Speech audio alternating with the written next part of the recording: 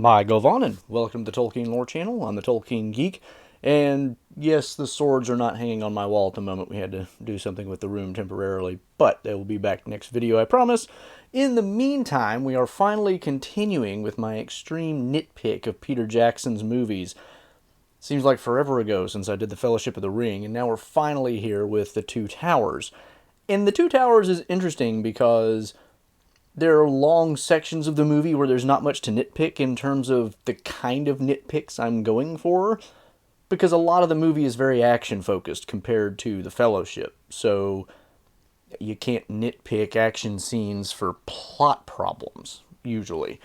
But nevertheless, there are some serious plot issues in the Two Towers. Serious in a, semi-humorous sense, anyway. So let's take a look at what we can find and do our extreme nitpick of Peter Jackson's The Two Towers. So the first thing up is the two orc groups meeting up with Merry and Pippin in tow. This one, of course, is created by the fact that Peter Jackson is kind of shortening and simplifying the story, because in the original, what happens is you have three groups of orcs all kind of together. You've got Saruman's Uruk-hai, and you've got orcs from the Misty Mountains, and then you've got Mordor orcs. And they all happen to be in kind of the same place at the same time, fighting Boromir, and then they all run off with the Uruk-hai, because the Uruk-hai are the biggest and strongest and kind of controlling the situation. And then they end up having a bunch of infighting. Peter Jackson has to have the infighting, but he skips all of that complexity about the Mordor orcs and the Misty Mountains orcs. And so, how do you create that? Well, you send a delegation from Isengard to wait on the Uruk-hai to come back, who can then escort the Uruk-hai? It's so weird, because it's like, what exactly is the point of having these other lesser, weaker, sun-weakened orcs doing? Why are they there? What is the point? And sure, in the movies, it's not stressed near as much that orcs don't like sunlight, but we do get a comment from Gandalf in The Return of the King saying that Sauron's orcs have no love of sunlight, and that's why he's billowing a bunch of clouds out of Mount Doom to cover their attack. So we know from the movies, it'll be later, yes, but we do know from the movies that orcs don't like sunlight. And yet when these orcs meet up with the Uruk-hai, they are in broad daylight and acting totally normal, and they never have any problems. But even if they did, it's like, why on earth would Saruman send a bunch of orcs who were going to be completely useless in sunlight to meet up a bunch of Uruk-hai who are stronger, faster, more tireless, and also don't have problems in the sunlight? They're just going to be a hindrance. It doesn't make any sense why he would send this group. It doesn't really make a whole lot of sense why he would send anybody, but if you're going to send somebody, surely you just send more Uruk-hai. But this is the corner that Peter Jackson kind of paints himself into. Next up, we get some more, more Rohan-related stuff, but not quite in the same vein. Of course, we get different scenes of Uruk-hai and Dunlendings raiding villages and all this stuff. And bear in mind, some of this stuff is, I mentioned, maybe from the extended editions only, but I'm doing the extended editions because that's what I have. But this is not in the extended edition, because this one definitely is in the original. This scene where we get the mom put the two kids on the horse and send them off to Edoras, and of course they arrive later, and that's how they get word that there's pillaging all across Rohan and all this stuff. This scene is weird because if you think about it, the mom has to take time to get the horse ready and then get the kids onto the horse and then send them off, which means they've had plenty of advance warning before the orcs get there. And yet, by the time we see the kids kind of stop and look back at the village, everybody is still in the village. Nobody has evacuated. Everybody's still there. What were they doing that whole time? Trying to pack everything into suitcases? It doesn't make any sense. Like, if you're gonna run, everybody needs to just pick up what they can grab on the way out and run. They should not be doing whatever it is they're doing, because clearly it cost them too much time and got them all except the mom maybe killed. Like, you can't see that it's amazing that the mom even survived, because it's like, where did she go? Why was she not with the rest of them? But like, the whole village is overrun and the people are still in the village, and it's like, how did you have enough advance warning to get kids on a horse and way away and yet not be able to get away yourselves?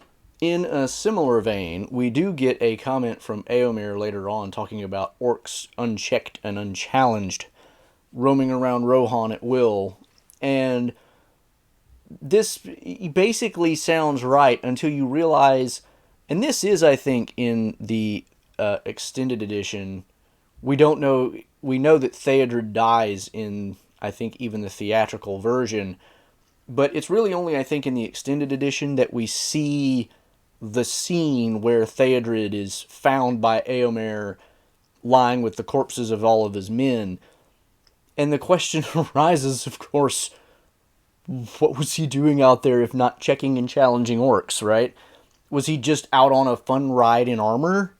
No, I mean, he clearly was on patrol, which means something was out there. He was out there doing something to try to check the orcs, which begs the question, is Theodred also basically disobeying Theoden? You can resolve this seeming plot hole by just assuming that Theodred, like Eomer, is basically disobeying Grima, really, not actually Theoden, because Theoden is not really there. So you could resolve it that way, but it's still a little odd. This one I couldn't leave out. It is certainly not original to me, but the whole meat's back on the menu, boys comment really does raise an issue of, how do orcs know anything about menus?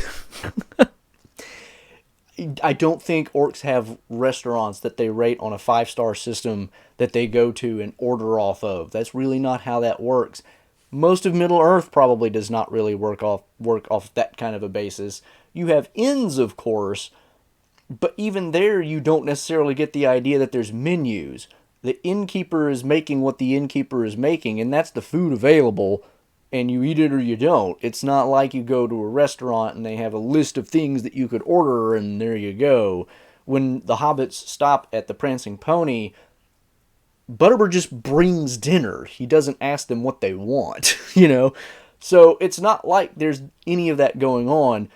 Yes, it's a funny remark. It's not meant to be taken all that seriously.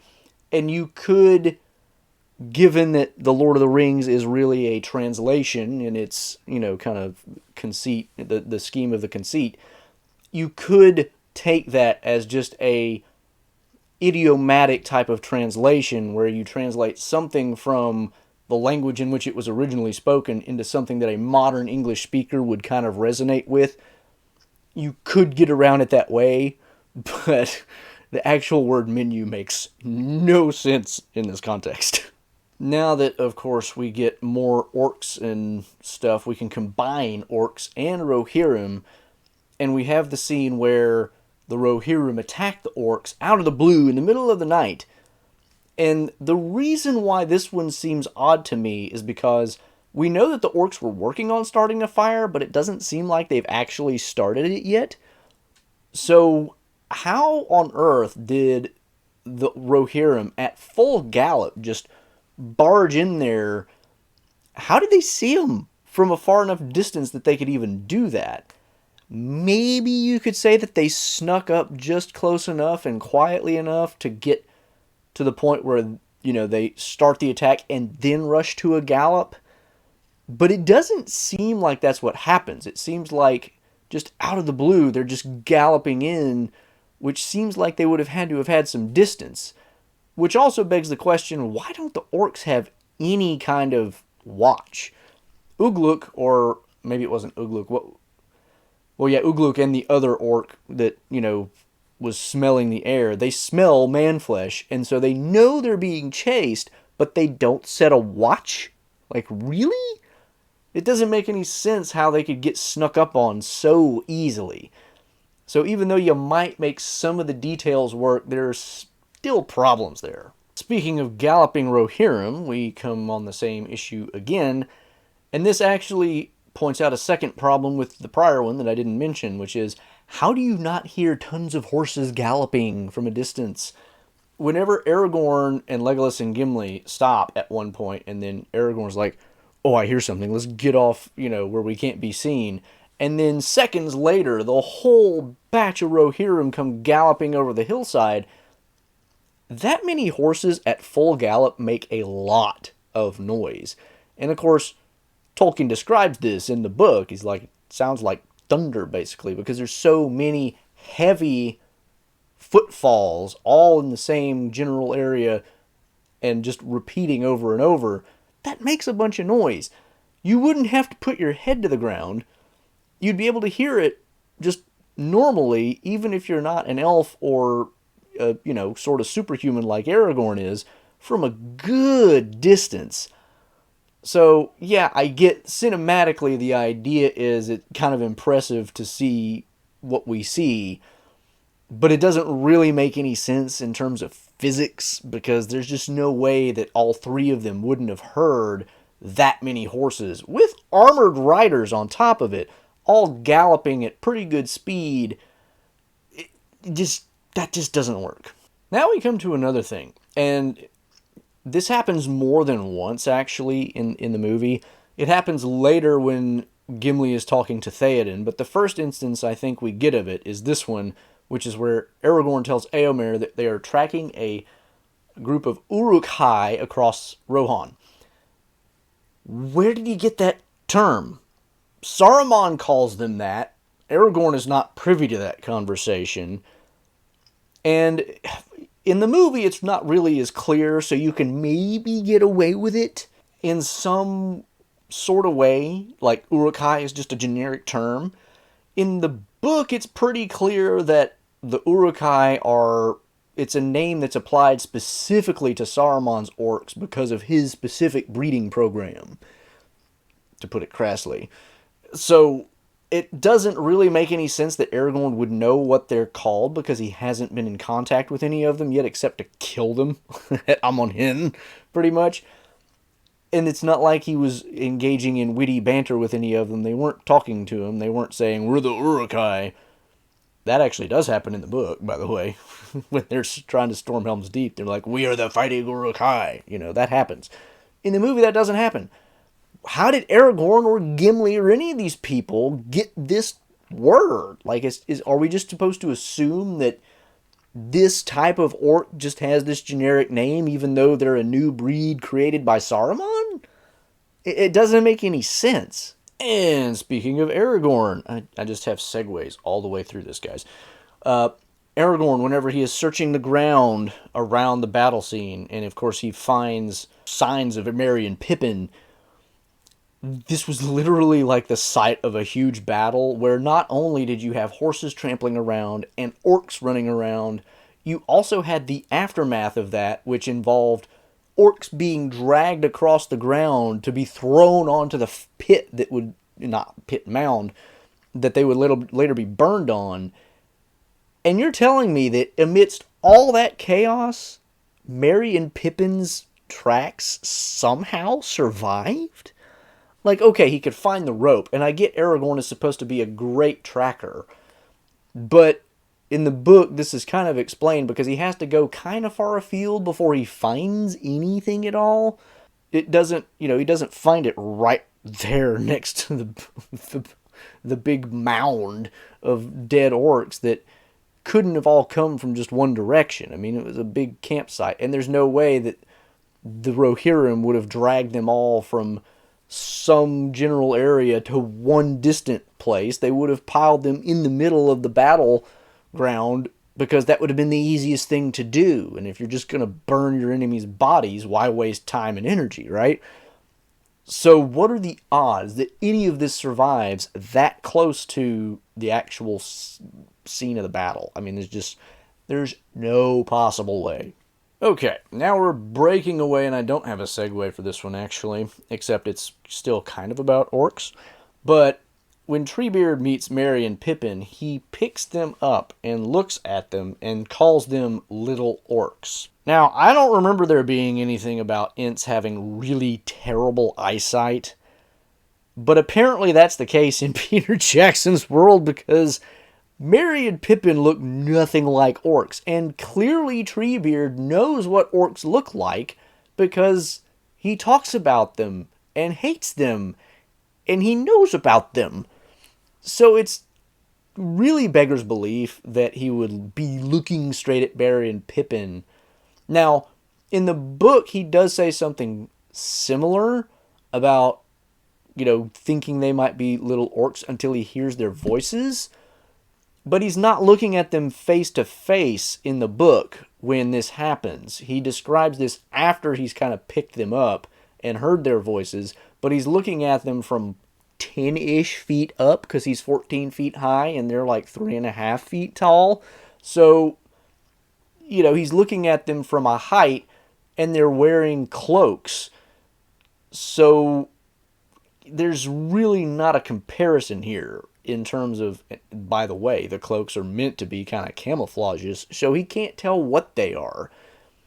Whereas in the movie, he's literally staring them in the face and they look like short humans. How could he possibly think they're orcs? I get that the point of it is to create some tension before he takes them to Gandalf, who is, they're expecting to be Saruman, which creates even more tension, but there's a huge cost and absurdity to create that tension, such that the tension just actually doesn't get created, really. Because any idiot knows there's no way you could mistake them for orcs at that close range. Not happening. Alright, now we shift over to Frodo and Sam, which their story has relatively few issues, so there's not a lot here. I got a couple, though.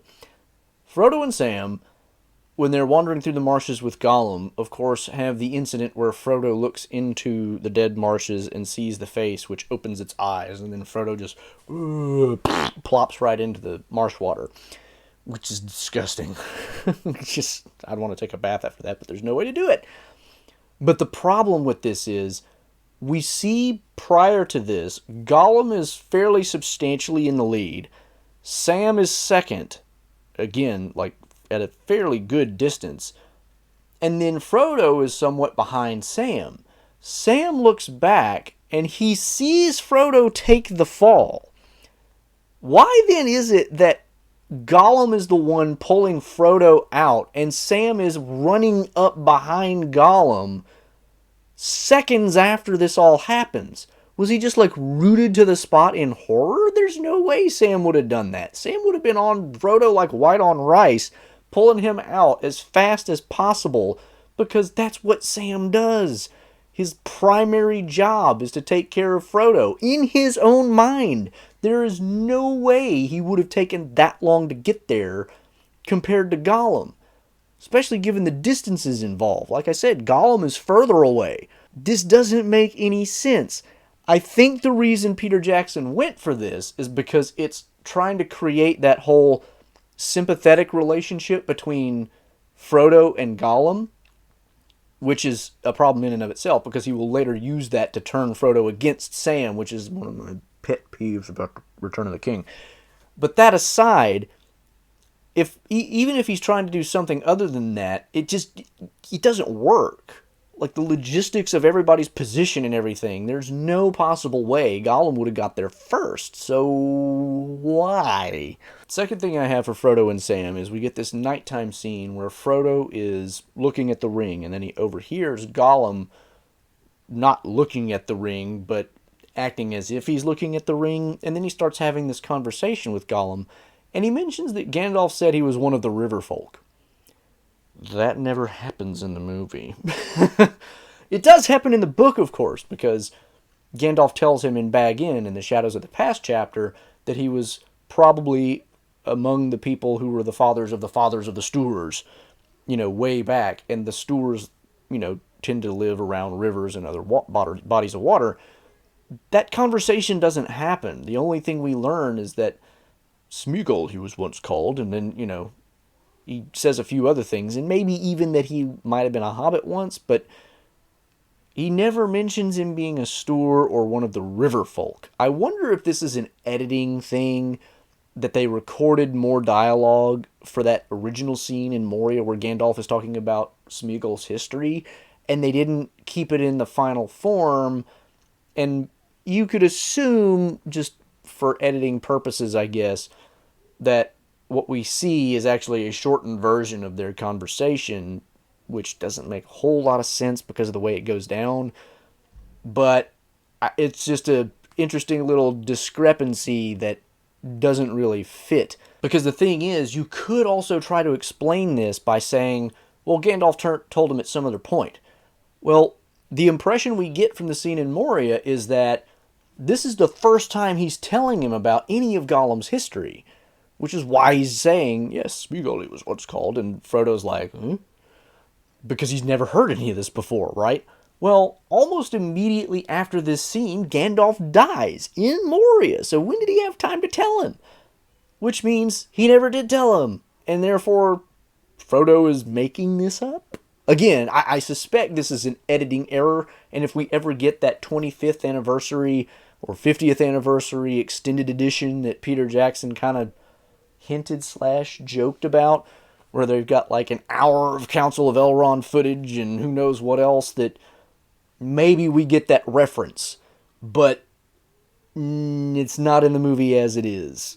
Alright, that's enough for one video, so on the next one I will go back to Aragorn, Legolas, and Gimli and catch up some more of their problems. But for now, we're going to close this one out for part 1 of the extremely nitpicky review of The Two Towers. Hope you're enjoying it. Remember, some of this is just kind of in fun. There are issues, just like there are with most movies, but, again, this is an extreme nitpick. If you're not really paying super close attention, the movie is totally enjoyable, even with all of these little minor flaws. So don't take it too seriously, okay? But if you did enjoy it, and you're enjoying the series in general, make sure you subscribe to catch further videos in this series. Give the video a thumbs up and share it around for other people who might be entertained thereby. Make sure if you're on YouTube to click the bell icon so you don't miss any notifications for future videos. And on follow me on the platform formerly known as Twitter for Tolkien-related trivia questions, and check out other support and social links in the description below. Until the next time, I am the Tolkien Geek, signing out for the Tolkien Lore Channel. Namarie. Thanks to all my channel supporters, especially Nathan Dufour, Paul Leone, Robert Kindling, and Stephen Clayton.